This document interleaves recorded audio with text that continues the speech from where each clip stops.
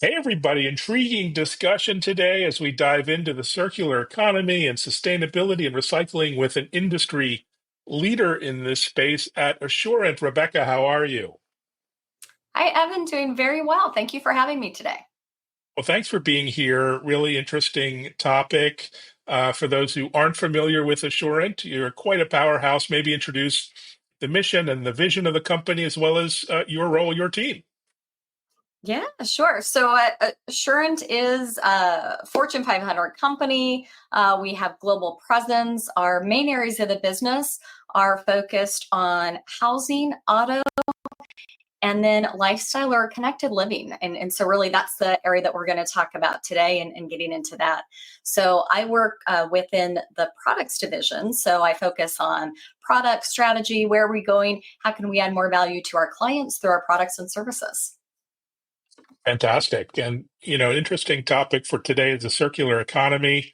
Um, Many people have heard of this, but when they think about circularity, they think recycling, which is partly true. But how do you see this space as you're so active in it? And how is it more than just that? Yeah, fantastic question. So I do think recycling is a key part of it, but it's not just about recycling.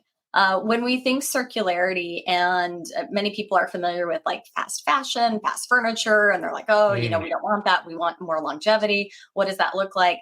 Well, the same thing when it comes to consumer electronics and when it comes to mobility, right? So while we do want fast electronics, we don't want them to be disposable and go quickly. And so circularity is actually all about maximizing our valuable resources. So everything that it takes to create new devices that are out there, new things that we're using and consuming as individuals, and keep those in service for as long as possible. And then when they're done being in service, to help maximize the usage of any parts or resources to go back in. So that's the essence of circularity and putting out there. And that is a great spot when we think about for consumer electronics and mobility in particular, because I know many people are familiar with e-waste, growing concern. We all, separate out when we do our recycling for sure. And then you think e-waste, you're like, what do I do with this? And there are special places for it to go to and take care of it. But smartphones themselves contribute actually 12% of global e-waste. So it's wow. not insignificant. And that's a growing number. We know with, devices continue to grow, and then connected devices that are related to that, whether it's, our smartwatch, hearables, wearables, all of these things that come into play. So that's why when we think about circularity, it's not just that recycling, it's making sure that you keep that in service for as long as possible. And what does that look like? Yeah, it's fascinating. And what are the different factors driving the push towards circularity in mobile these days? It's a hot topic amongst all the folks in the industry. It absolutely is. If I look at the core of it, I would say when we think at the UN level of setting the net zero targets, and that for most large companies today, they've adopted that. There's over 100 countries that have signed up and with these commitments. And so organizations have set these aggressive targets by 2050 to get to net zero for their GHG or their carbon emissions that are out there. But then even targets sooner than that. Well, a big part of that, if you're going to achieve that, is to be able to minimize your carbon footprint and work on that. And that's where circularity really starts to come into play, because you look at it breaks out, and I won't get too technical on us on this call, but it breaks out not just the scope 1 and scope 2 emissions, but the scope 3 emissions, which are a lot of those goods and services that you're helping move through the economy. And so when you think of that, you're like, okay, yeah, I've sold something, but then I should also care about what happens to it after I sold it now. And that's where that comes back into play. So within the mobility sector, for example, GSMA has helped set some industry goals and targets around establishing a 20%, take back target, that if you're selling new devices out there, to really try and think about, can you bring at least 20% of those back in through your own ecosystem as part of Mm. promoting that.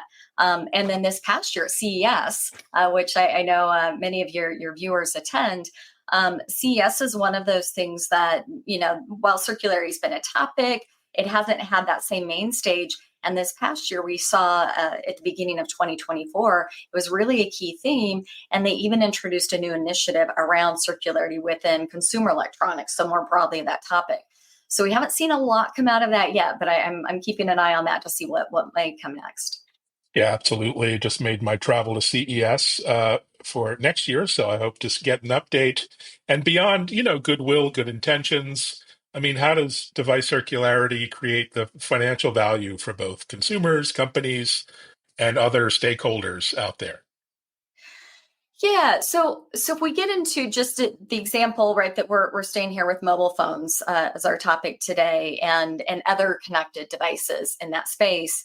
So when you first put a device in service and you think about, okay, you're selling that device for the first time, if it's one and done, then that's just a transaction. But the Mm, reality is there are other services around that. So you might enroll in an upgrade program at the time when you first get that device. You might enroll in protection or service contract to keep that device going. And when you do that, then if you make a claim or you get service during having that device, that's one of those ways that you keep that device going in service for longer. And then when you're ready to move on to your next phone, your next watch, your next tablet, if you bring that old device back in, then you're ensuring that not only does that contribute, that device can get a second, sometimes third life, in very rare cases, a fourth life, right, that are out there before it reaches that end there.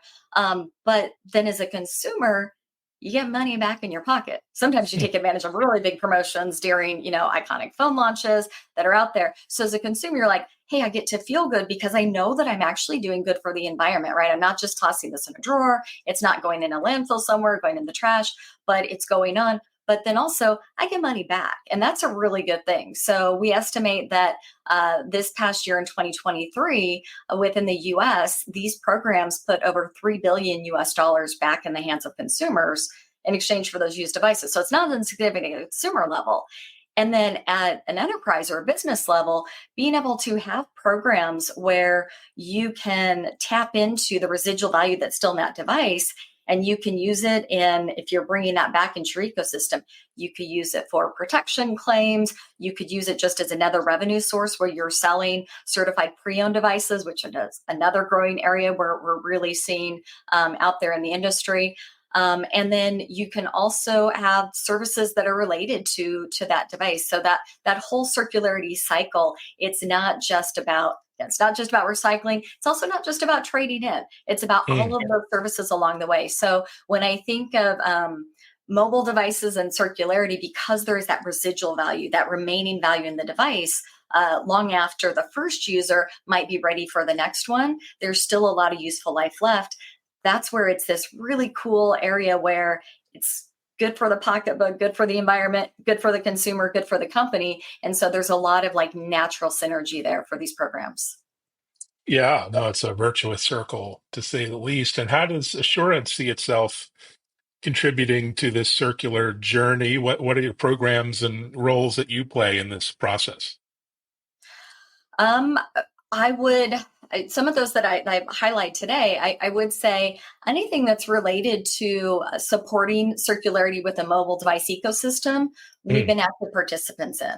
So we're not, a mobile phone carrier ourselves. We're not a retailer out there. We are definitely a B2B company, right? A B2B company. So we're creating products and services so that our customers can offer them to their customers. And so what that looks like is in this space, you're going to see again, mobile phone operators, retailers, multi-service operators, even OEMs themselves, and in Mm. supporting that. So then we offer programs and services on the back end for protection, service contracts, service and delivery, trade-in, upgrade, as well as the emerging area I mentioned earlier. Certified pre-owned devices is really a growing spot. And just a note on that, if people haven't been paying attention to this, and you're like, do people even want these used devices? We have seen through our research that around 35% of consumers have said, yeah, I'd be interested in the used device, right? And there are different Mm. reasons, different targets that make that more appealing. We see with a younger demographic, they're like, hey, I'm doing good for the environment. That's an appeal, as well as it's more, cost effective. But then outside of that, if you're like, all right, yeah, that's one point of research. The IDC this past year started tracking forecast of used phone sales in addition to new phone sales. I thought that was really interesting, right? If you Yeah. want to see like where this is growing, and that's paying attention to that. So not just tracking new phone sales, but used. So just kind of interesting when we see that growing. So from an Assurant perspective, we're looking at supporting all of those products and services on the back end. And, I'd be remiss if I didn't bring up, because we're talking circularity and environment.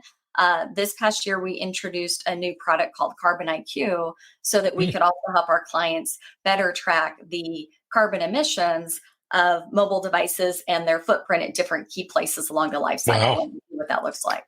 Yeah. That's fascinating. So, what are some of the steps behind the scenes, that we don't see this massive, process that's taking place to, I mean, how does that maximize life cycle of mobile devices, and how do you quantify the impact that it's having? There's a lot of steps to undertake to initiate this circular journey. Um, yeah, so it's like the journey of a mobile phone. Where does it go right after a consumer trades it in? One thing at the time of trading in a device, right, or returning a device, selling a device for a consumer when they're ready to move on to the next one, then at that time, that device, they want to make sure, obviously, that they've done all the hygiene on it, remove their personal data, anything like that, and then they turned in. But when they send it through these programs, all of that is also done for them to ensure. Mm. So it goes through a very rigorous process, very controlled. When it reaches the processing centers, right, those device care centers, everything from the moment it hits the dock through receipt, we use tremendous amount of automation, Mm. machine learning behind the scenes. There's some fun robots, right, moving around like you would expect in any big warehouse. Some vision learning to identify devices coming through, that it's the right package, that it's the right Mm. device, also down to the condition so that it can be efficiently assessed, routed. Should this be refreshed and refurbed in some way? Is this ready to go into a program? How can this be Wow. routed? You can really get the most out of that. And it goes back to, it's that mix between the environment and also the economics, because this is a responsibility back for our clients and making sure that we're identifying the best way to maximize the value back for them out of their devices that we're looking after. So it's fascinating. Then once it reaches the end, all of those things go back out to either consumers again, Mm. or go back out in wholesale in some way to be used in other programs. So there's millions of devices that go through. We had a launch just this past month in Nashville of a grand opening of one of our device care centers there, where we expanded the coverage, and so that was kind of exciting. I'm sure somewhere buried there's some fun press around that with some pictures that are quite neat. Fantastic. So you mentioned your clients. What sort of partnerships do you have in place to empower this circularity, and who do you work with in the sort of your ecosystem? Yeah, so within our ecosystem, if you think of mobile devices, it does go everything. It starts from the OEMs, right? Mm. So your companies that are creating these devices, obviously within the US, two of those really big players are Apple and Samsung, that we Mm. see out there, and that we definitely consider them partners and customers of ours as we work through this. And then we also have within this space, you have all of the top carriers. You have a wide range of MVNOs in addition to your mobile phone operators, but then MVNO supporting that. And then we also have a wide range of MSOs, or previously, Mm. you'd refer to these as cable operators, but those multi-service operators in this space. And that's really picking up and growing as we're seeing a bit of that convergence between the connected line and then also over the air, and what that looks like from a spectrum perspective.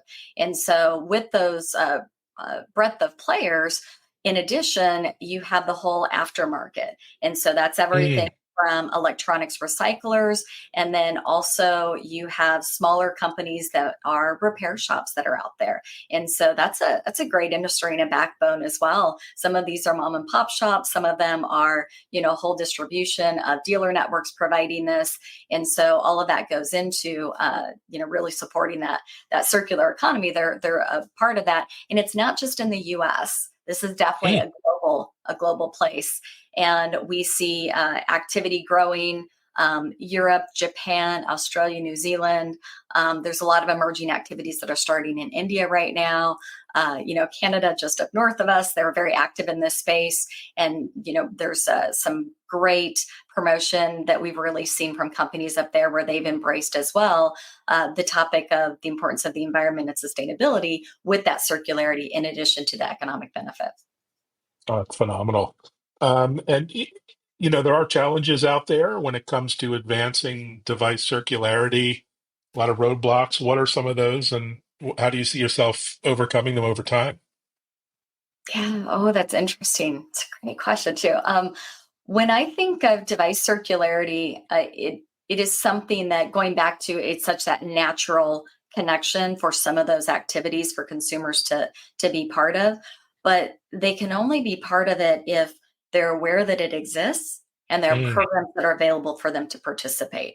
And so it's almost like you think of that distribution network. You have to reach people. They have to know in order to care and in order to participate and be part of that. So I think some of those roadblocks is the education and awareness and making sure that that's mm. part of that messaging that as companies that we share out there so it can reach the end consumer because they're not living and breathing this every day. So they want that education. And then also roadblocks related to if you do, when you're done with that device, if you do trade it in, if you do turn it, if you do sell it, that it's going to be okay. Like your personal information isn't going to go anywhere, Mm, that it's going to be properly used. I think, that also goes into that education. And then I would say for organizations promoting and using this and having it be part of their strategy. So we're seeing really a big growth and anywhere over the past 3 to 5 years in any of these large organizations that I mentioned that are part of that wireless ecosystem. You're going to see somewhere within either their marketing, their client team, their supply chain team, a role that's focused actually on circularity in this space. And I love seeing that because those are the things that are going to help us as an industry overcome the roadblocks of participating in this, actively promoting it. And the last thing that I'll share there is also so that awareness, the availability of programs, people focused on it, and then the support from industry and regulation. So, right to repair is a great example mm. of something that has been introduced out there to make it easier. The support is there. So then devices can be repaired without losing their warranty. Of course, still through proper channels, using the right materials. But that's a big step forward because that's thinking from that point of design that you're going to be able to support that device. It's again, we're not talking one and done, but you do want from that cradle to gate and to be able to support that. A great topic. We could have a whole discussion on right to repair, but that's for another day. What are you looking forward to as the run up to the year end approaches? You finish with the event and the busy travel season, or what's next for you and the team? Yeah, so we are definitely deep into Q4 right now. This Mhm. is 100% kind of that end of the year. And I would say the things that are going on right now is we just completed in this industry, iconic phone launches are something really important to track. So we just completed a big one of those and getting through and supporting that. And what's right around the corner is retail season with Black Friday, with the holidays, with all that coming up. And so supporting those initiatives because we definitely expect this is going to be a hot time in just the cyclical nature of the business. That's really what's coming up next. And then I think it'll get a little quiet right after that until CS picks back up for January. And the circle continues. Well, thanks so much, Rebecca. Really interesting stuff. Not something we always talk about, but really important work. Thanks for joining and sharing an update. All right. Thank you for having me, Evan. Have a great And day. thanks, everyone. Thanks for listening and watching and sharing. Take care.